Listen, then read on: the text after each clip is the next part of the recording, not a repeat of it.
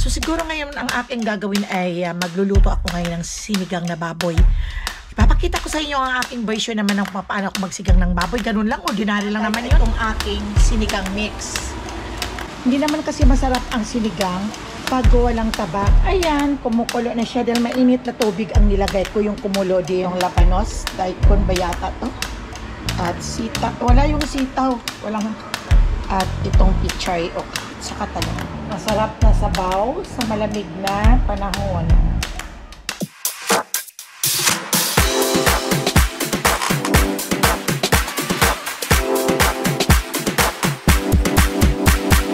Subscribe na!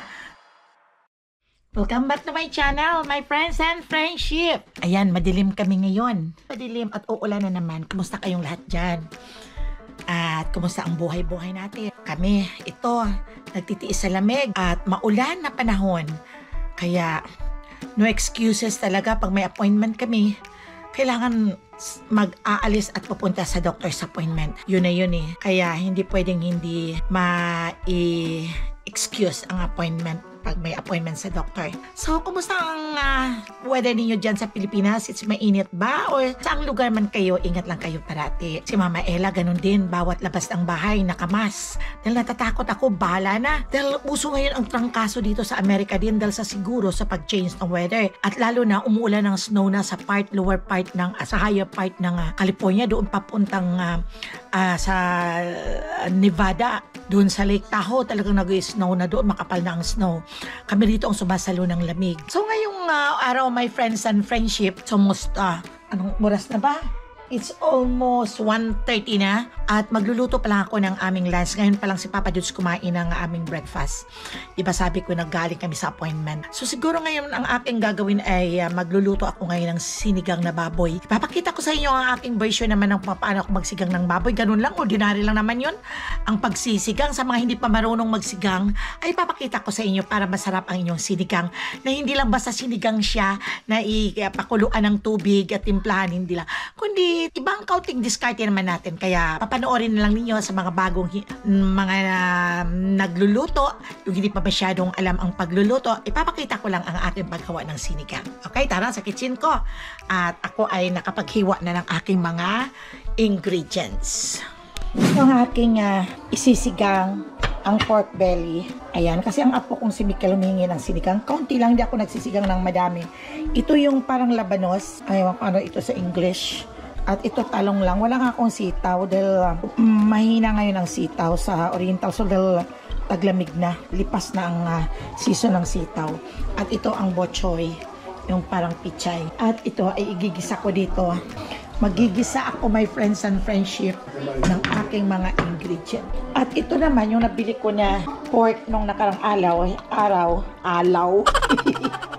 Bulol si Mama Ella. Kaya ito ay hihiwain ko din ito para pag mag-adobo. Namimiss ko na pala, my friends and friendship, ang adobo. Hindi na ako nakapag-adobo pala. Tagal na, kaya yan, dyan lang muna yan. At hihiwain ko yan mamaya para pag mag-adobo ako, ay nandyan yan. Ayan, hindi pa ako nakapag-hugas waiting yan. Dahil mayroon dito. Kailangan maalis ko muna ito bago ko yon ipapasok. At yun, si Papa Dudes, mayroon pang mga hugasan doon pero mamaya na lang. Ito muna ako. At ako ay magigisa muna. Pakita ko lang sa inyo ang aking pagluluto ng sinigang. Sa mga hindi pa marunong magluto ng sinigang, sa atin very simple lang ang sinigang. Yung ang pork, lagyan ng tubig, lagyan ng asin at yung lalagain lang. Ito lang naman alam kong ang mga marunong magluto ay ganito na ang ginagawa. Kaya ako ganito rin. Tinitimplahan lang. Hindi ginigisa ko muna. Masarap kasi pag ginigisa, my friends and friendship. Masarap ang lasa ng sinigang, lalo na kung medyo naggisa mong maigi ang pork. Pahulukan mo. Yeah. Sabi ni Papa Dudes, lambutin ko na gano'n. Palambutin ko daw. Giging bulol ako ngayon Ano kaya nakain ko? Parang bulol ako ngayon magsalita. Hindi naman ako na-stroke. Okay, my friends and friendship, hindi pa marunong magluto. Ito ang paggagawa ng sinigang ko. At ito lang ang ginagamit ko rito. Dahil kung sa Pilipinas ako, ay pwede kong gamitan ng batuan. Ewan ko kung meron kayo niyan, yung batuan, yung bilog na maasim. Nakikita lang yun sa bundok. Pwedeng lagyan ng ba yung pang-asim sa atin? Sampalok, na talagang yung nakukuha lang sa puno. Dito wala kaming puno ng ganon. Kaya dito lang kami umaasa. Isa ko lang sa luya, sa bawang, at ito ihalo ko na. At yung sibuyas, sabay-sabay sila. Ito ang ating isisigang. Kaya, bago ko na igisa, ay atin ang lagyan ng paminta. Paminta. At lalagyan ko ng toyo. Tapos, my friends and friendship, masarap ang sinigang pag may kaunting sugar. Huwag na magmadami at baka maging din ang labas. Tansya-tansya lang may pudpuran ko ng yung seasoning ko. Dali, may seasoning ako rito, my friends and friendship. Ito ang aking seasoning. Ilalagay ko kagad para maging malasa ang aking isa. Masarap naman kasi pag sigang ka kung medyo mabango na ang sibuyas. Okay lang naman, yung nagistan ko doon sa mama ko noon ay pag ganito nagsisigang, ang ginagawa ay nag-iinit ng tubig, tapos nilalagyan na ng luya, nilalagyan niya ng sampalok, yung fruits na sampalok, at ganun lang, ihalo yung karne, hindi na ginigisa. Ngayon, siyempre, tumatagal ang panahon ay nagbabago na ang lahat. Kaya ito si Mama Ella, naabutan na ng panahon, kaya magigisa na ako. Kaya gigisa ko na din. Ayan. Gisa-gisa natin.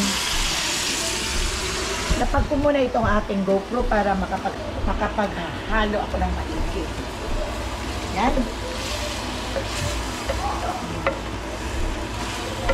Tapos my friends and friendship, habang ginigisa ko to, ay hinahalo ko agad itong aking sinigang mix para pumasok sa loob ng kanyang meat ng pork. Saka ko nalalagyan ng tubig, mamaya, kung medyo yung pork ay nagisang maigi dito sa sinigang mix, sa bawang sibuyas at saka sa luya, at saka sa toyo. Ganun timplahan para masarap, my friends and friendship, maniwala kayo, masarap talaga pag ganito ang gagawin ninyo. Pakasan muna ang apoy para kumulo. Ayan, gisa muna, huwag mo nang lagyan ng tubig. Gisa-gisa lang muna para pumasok ang kanyang lasa sa loob ng meat ng pork. Okay, ayan. Gigisa ko muna. Masarap kasi ang sinigang, my friends and friendship, kung may taba, yung pork belly. Hindi naman kasi masarap ang sinigang pag walang taba. Kasi yung bang parang ano ba yung tawag sa amin yun, masapuya. Ewan ko ano sa Tagalog yung masapuya, Dad? Yes? What help? Here. Okay, need help daw. So, ito na siya, my friends and friendship. Ginisa ko ng maigi. Tapos, lagyan ko muna ng kaunting sabaw. Ayan. Ayan. Ayan. Kaya dagdagan pa natin ang sabaw para dagdagan nyo kung kahit anong gusto mong kadami ang idagdag. Okay. Init ulit ako ng tubig.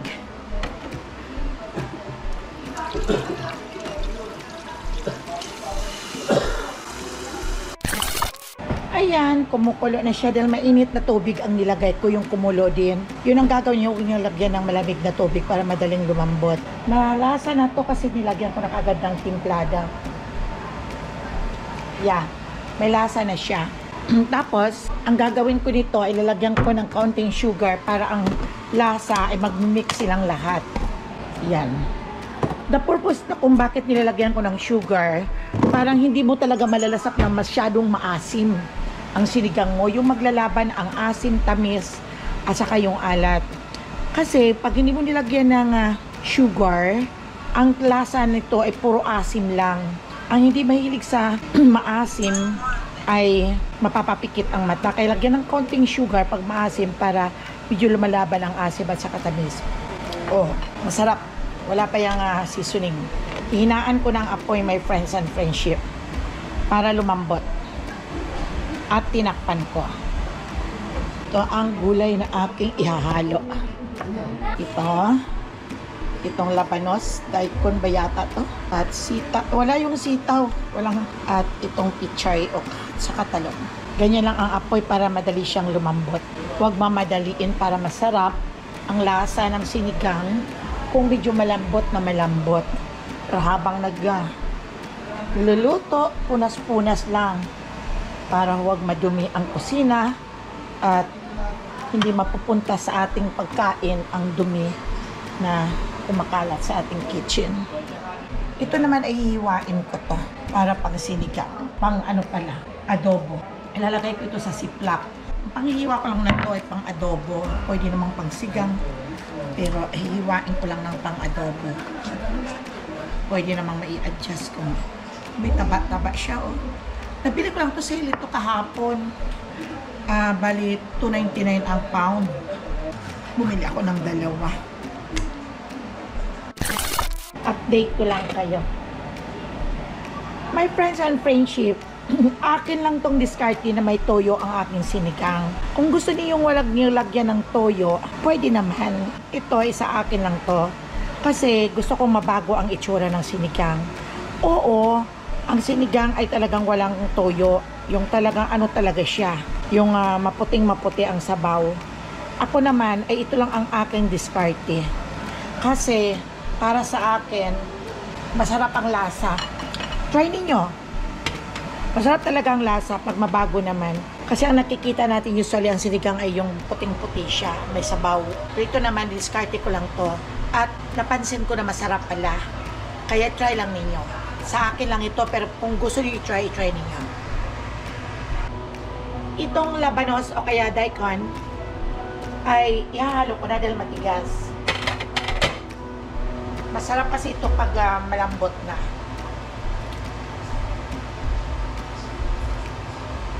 At tapos, mamaya ko na ito ilalagay yung ulo ng pichay, yung pinaka ay ihalo ko na din.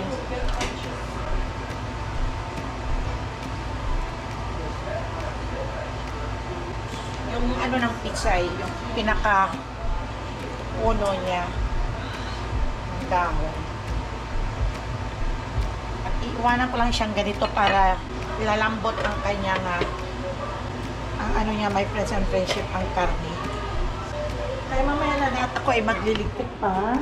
Alisin ko na to at hindi patahimik ang aking buhay kung hindi ako nakapagligpit dito sa kusina. Alisin ko na para maging maayos lahat. Tahimik ang isipan, walang hugasan.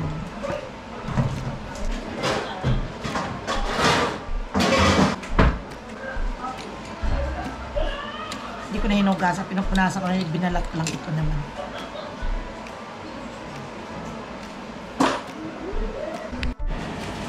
Ihalo ko na itong talong. Konti lang ang talong ko, isang piraso lang to, my friends and friendship. Mahal lang talong. Ayas lang na merong gulay. Yan. Malambot na yung ito na ang aking sinigang sa toyo na pork. Ayan. Tikman natin. Tama na ang asim niya. I can walk like a spider. Oh yeah? Yeah. I want to show them. Okay. Show yun? them. Okay. May papakita daw siya sa inyo. Oh, ayan daw siya. Oh, how did you say that? Wow! We call it a spider. Spider? Yeah, and I can even walk back. Oh, okay. Nadi-gymnast kasi itong batang Yeah, to. move. Okay. Okay, I will. Kick. Wow, you're good, huh? Yeah. Oh my God, my friends and friendship is happy for you. Because you know how. So, ayan na, my friends and friendship, ang alaga nating lahat. Mula nung maliit siya, nasa akin na yan sa YouTube. Ay alam kong mahal na ninyo si Zoe. Right? Yeah. Okay, yeah daw. Ilagyan ko lang ng kaunting bitsin. At ilalagay ko na my friends and friendship itong dahon ng bochoy.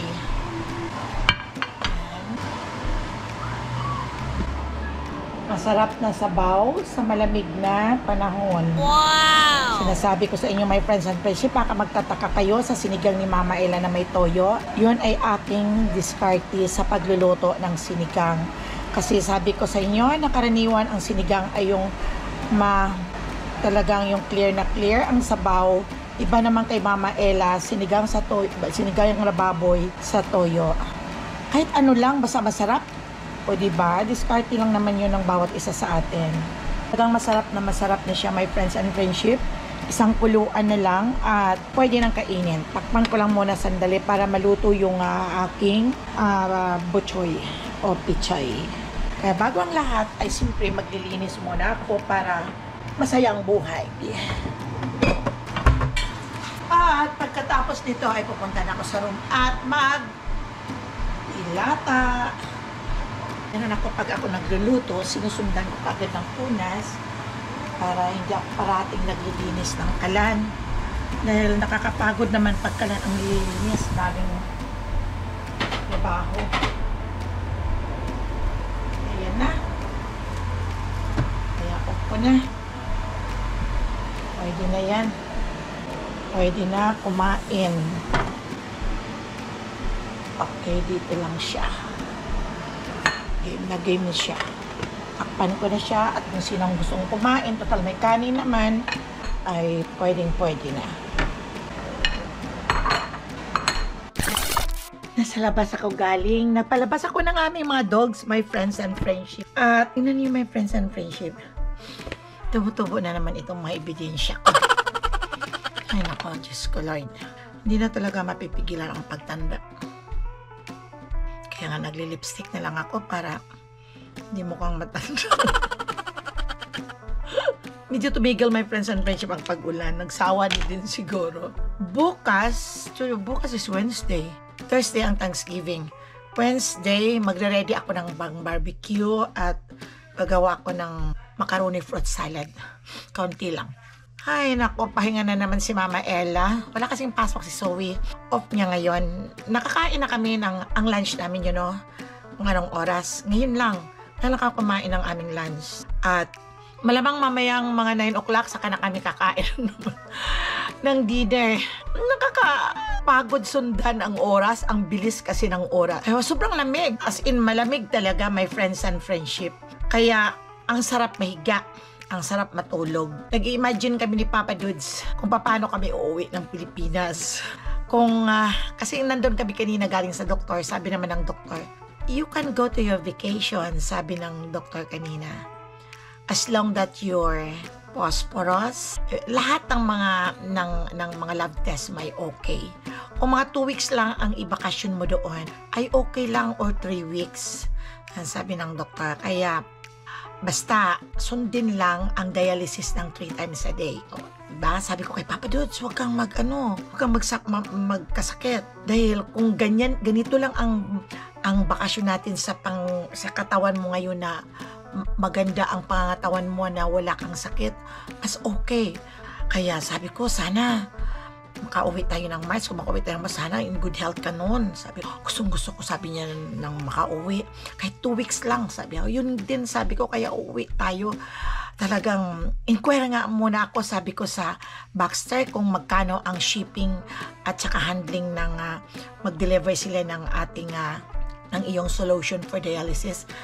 Tumawag kagad ako, sabi ko sa Baxter. Sabi, just only want to inquire, sabi ko ng how much is the shipping and handling when I want to deliver a solution for dialysis for my husband. Sabi ng gano'n. At sabi ko kung kailan pwedeng mag-start na mag-order. Sabi niya is 60 to 90 days. Aba, sabi ko, okay ito, sabi ko. At ang bayad daw ng delivery at handling, ang delivery daw is 250. Kung doon sa Aklan, i-deliver. Sabi na malayo naman sa Aklan. Tapos kung Manila, medyo mura-mura. Tapos may handling pang $100. Kaya sabi ko kay Papa Dudes, $350.